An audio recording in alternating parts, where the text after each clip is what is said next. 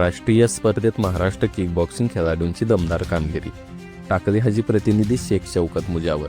वाको India आयोजित राष्ट्रीय senior आणि मास्टर किक बॉक्सिंग स्पर्धा बलबीर सिंग इंडोर स्टेडियम रायपूर छत्तीसगडमध्ये दिनांक 16 जुलै ते 20 जुलै 2025 रोजी संपन्न झाल्या.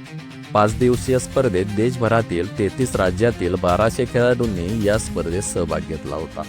या स्पर्धेत महाराष्ट्रातील किक बॉक्सिंग स्पोर्ट असोसिएशनचे अध्यक्ष श्री निलेश शेलार यांच्या मार्गदर्शनाखाली खेळाडूंनी आपली चुणूक दाखवत दमदार कामगिरी करत महाराष्ट्र राज्याला 21 सुवर्ण पदक, 16 रजत पदक, 29 कांस्य पदक पटकवत द्वितीय स्थान प्राप्त केले. या स्पर्धेमध्ये प्रमुख पाहुणे म्हणून छत्तीसगडचे मुख्यमंत्री विष्णुदेव शाय उपस्थित होते व त्यांच्या हस्ते महाराष्ट्र टीमला सन्मानित करण्यात आले. वाको इंडिया किक बॉक्सिंग फेडरेशनचे अध्यक्ष श्री संतोषकुमार अग्रवाल यांनी महाराष्ट्राचे अभिनंदन तसेच भरभरून कौतुक केले. तसेच या राष्ट्रीय स्पर्धेत महाराष्ट्रातील शहर नव्हे तर ग्रामीण भागातील खेळाडूंनी चांगली कामगिरी करत महाराष्ट्राचे नाव राष्ट्रीय स्तरावर उंचावले. शहरासह ग्रामीण भागात गावोगावी किक बॉक्सिंग खेळाचा प्रसार होत असून जास्तीत जास्त खेळाडू सहभागी होत असल्याचे सांगितले.